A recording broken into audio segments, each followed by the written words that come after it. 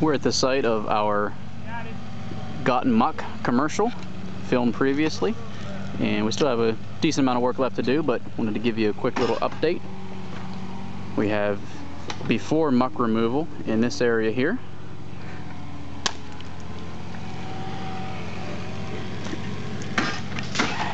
And in this area here, you can see we've removed close to 2 feet thick of muck, and we got down to a nice hard original clay bottom.